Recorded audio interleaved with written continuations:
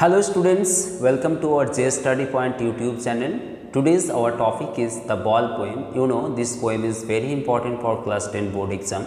So on the screen you can see very easily the ball poem. The name of the poem is the ball poem and the composer, writer, poet. The name of the poet is here below the poem. You can see very easily John Berryman. Okay. So before starting the poem, I would like to sing a song, 2 lines, those are very important. And regarding this poem, जिंदगी के सफ़र में गुजर जाते हैं जो मकाम, वो फिर नहीं आते, वो फिर नहीं आते।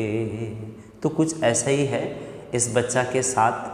A boy who was playing with a ball, एक लड़का जो उसके अपने बॉल के साथ खेल रहा था और अचानक he lost his ball, अचानक उन्होंने अपने बॉल खो दिया। And because of it he is very upset. You can see on the screen the image, the boy is very upset. Why? Because his ball has been lost. A ball does not cost much. Ball बहुत महंगा नहीं है। Nor is it difficult to buy another ball, और एक दूसरा ऐसा ही ball खरीदना भी टफ नहीं है, डिफ़िकल्ट नहीं है। Why then is the boy so upset, क्यों फिर भी वो लड़का इतना दुखी है। सो दिस क्वेश्चन मार्क हमें बहुत कुछ बताता है। इस कविता के जो डायमेंशन है, जो फिलॉसफी है, जो सेंट्रल आइडिया, जो कंसेप्ट है, इस क्वेश्चन मार्क के अंदर छिपी हुई है। तो जब इस कविता को हम रिसाइट करेंगे तो हम जान पाएंगे what the poet thinks has been lost. कोई भी चीज़ जो हमें खो जाता है, कोई भी चीज़ें जो हमें हमारे जीवन से विदा ले लेती है, ऐसी चीज़ों के प्रति, ऐसी चीज़ों के बारे में कभी यानी जॉन बेरीमैन का क्या सोच है, क्या थिंकिंग है, क्या फिलॉसफी है इसके पीछे। And what the boy has to learn from the experience of losing something. और ये लड़का जिन्होंने अपना बॉल खोया है, खोने से इन्होंने क्या सीखा, क्या लेसन इनको जीवन में मिली, खोने की जो एक्सपीरियंस है ये इनको क्या सिखा करके गया। तो आइए कविता को रिसाइट करते हैं। सबसे पहले, what is the boy now who has lost his ball. What is the boy now, तो लड़का को आप देख पा रहे हैं स्क्रीन पर, who has lost his ball, जिन्होंने अपना बॉल खोया है। What is he to do, उनके पास करने के लिए क्या है, कुछ नहीं। I saw it go merrily bouncing, मैंने देखा।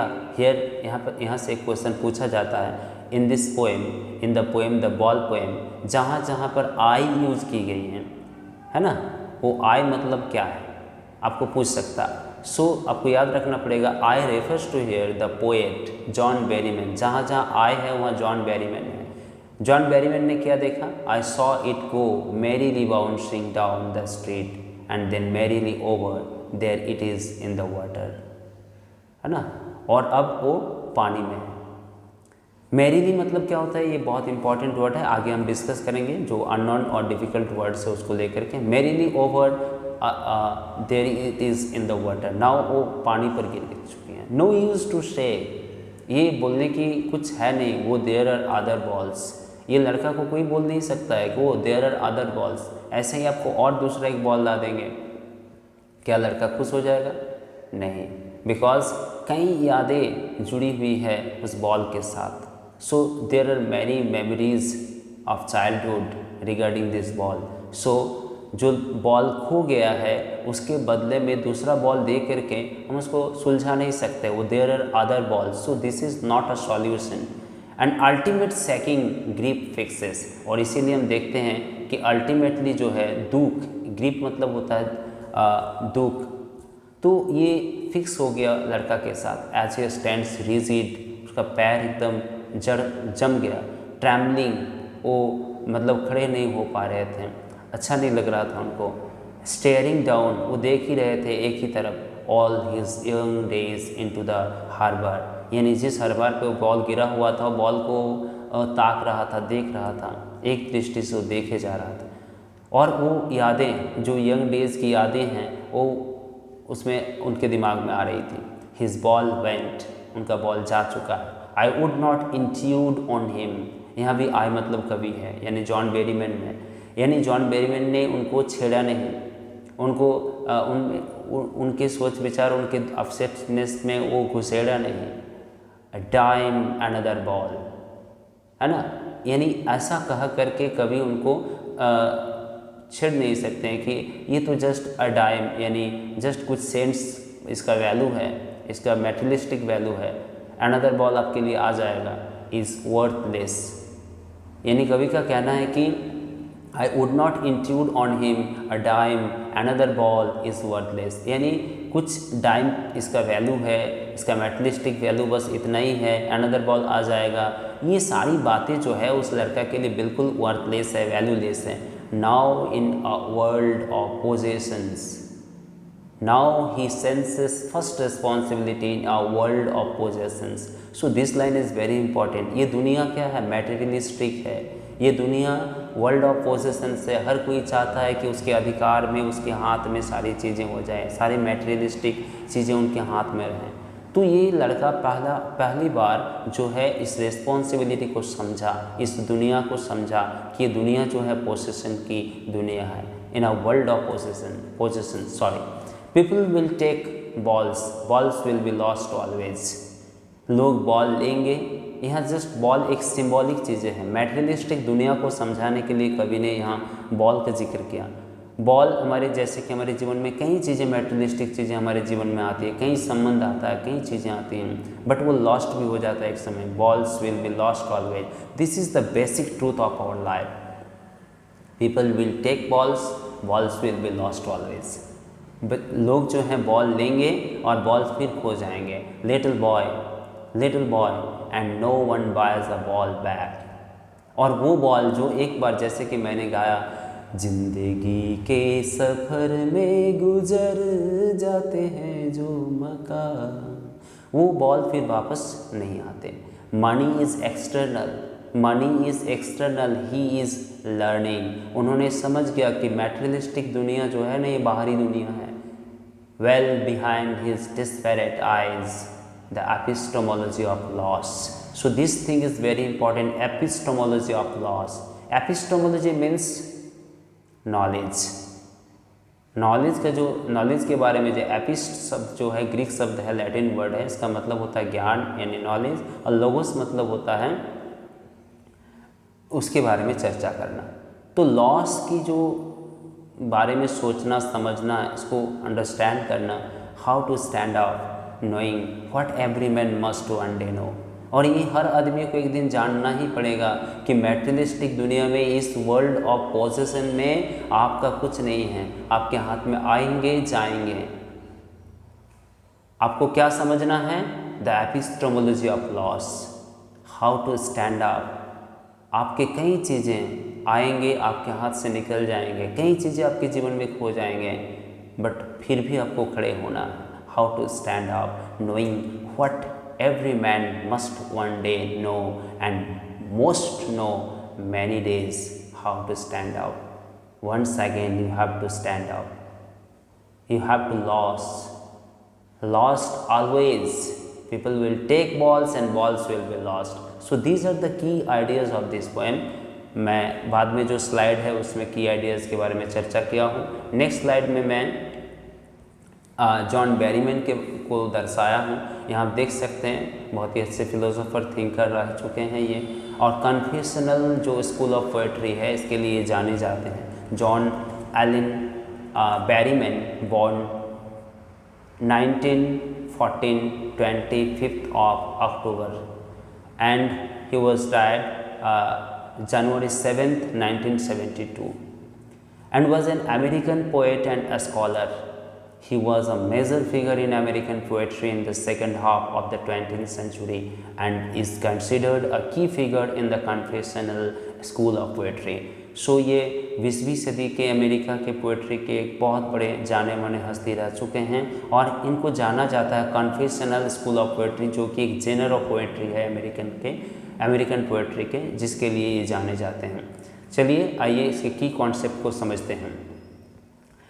लॉस एंड एक्सेप्टेंस, ठीक है। The poem highlights the pain of losing something, यानी कुछ भी जब हम खोते हैं ज़िंदगी में तो हम दर्द महसूस करते हैं। तो कवि ने इस चीज़ को हाईलाइट किया, the boy is very upset here but more importantly it focuses on the boy's need to learn to accept this loss. But ज़्यादा फोकस इस बात पर की गई है कि लड़का को समझना पड़ा, ये सीखना पड़ा और एक्सेप्ट करना पड़ा कि लॉस ज़िंदगी का हिस्सा है and move forward on his own, और फिर भी उनको स्टैंड अप करना है, आगे बढ़ना है।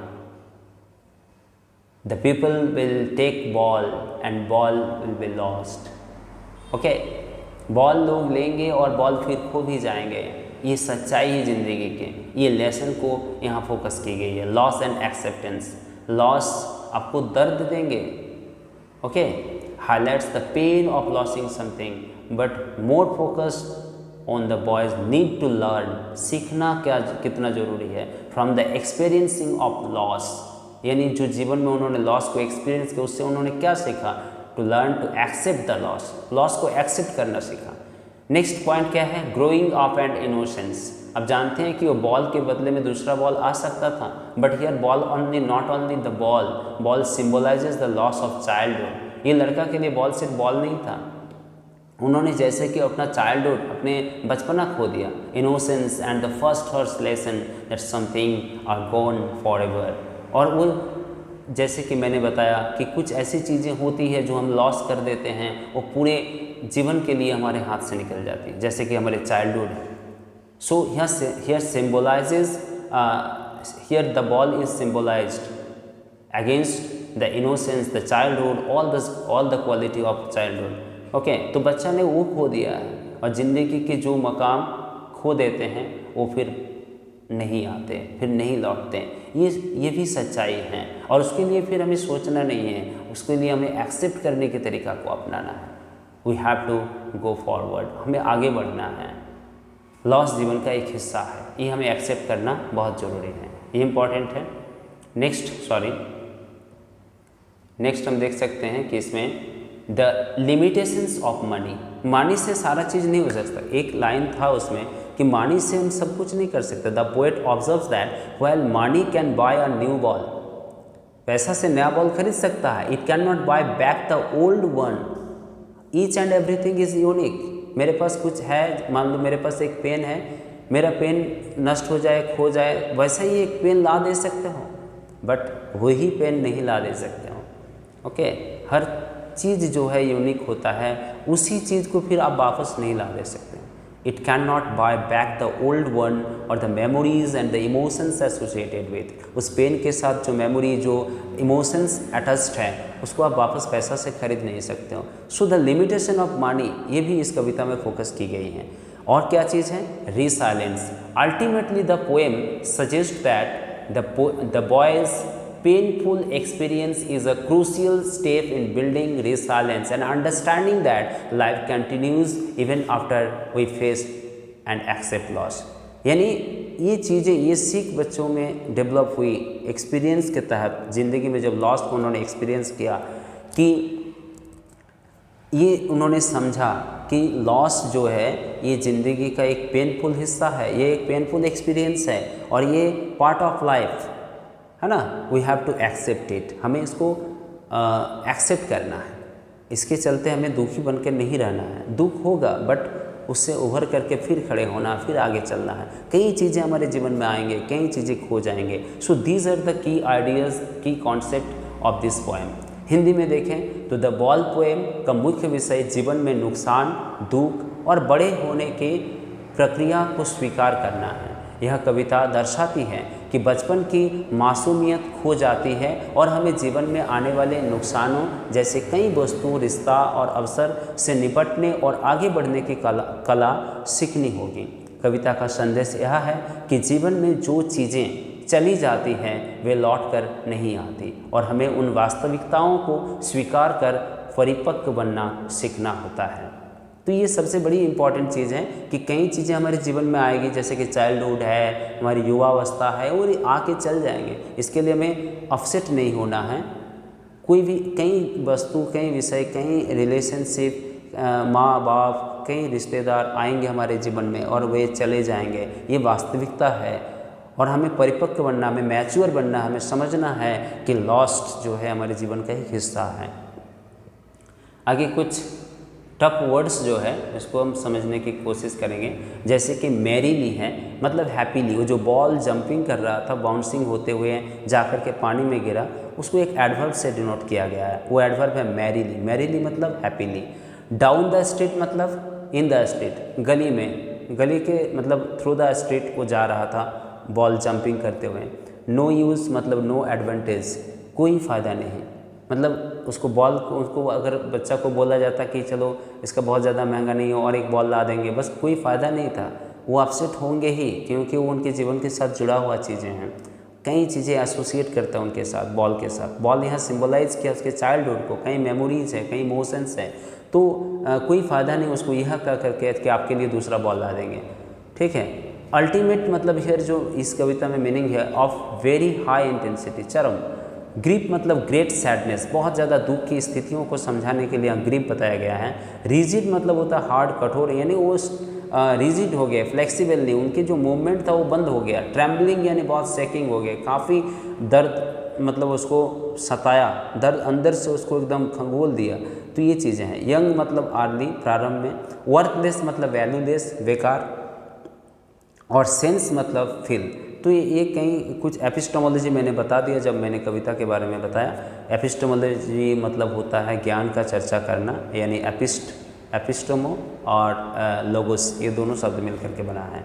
तो ये अनिवार्य है, ये इनएविटेबल है ना हमारे लाइफ में। कई चीज़ें ये मैटेरियलिस्टिक, ये वर्ल्ड ऑफ पोसेशन में कई चीज़ें, कई वस्तु, कई व्यक्ति, कई चीज़ें हमारे जीवन में आएंगे और हमें खोना भी पड़ेगा, है ना। तो अंत में ये भी एक बहुत इम्पॉर्टेंट गाना है, कुछ खोकर पाना है, कुछ पाकर खोना है, खोना और पाना ज़िंदगी का हिस्सा है और इसे हमें समझना है। यही इस कविता का मुख्य विषय है। आगे आने वाले क्लासेस में मैं इसके क्वेश्चन आंसर को लेकर आऊँगा और आपके साथ लगातार बने रहूँगा। शायद आपको फ़ायदा हो रहा है, अगर फ़ायदा हो रहा है तो ज़रूर लाइक, कमेंट और सब्सक्राइब करना। धन्यवाद।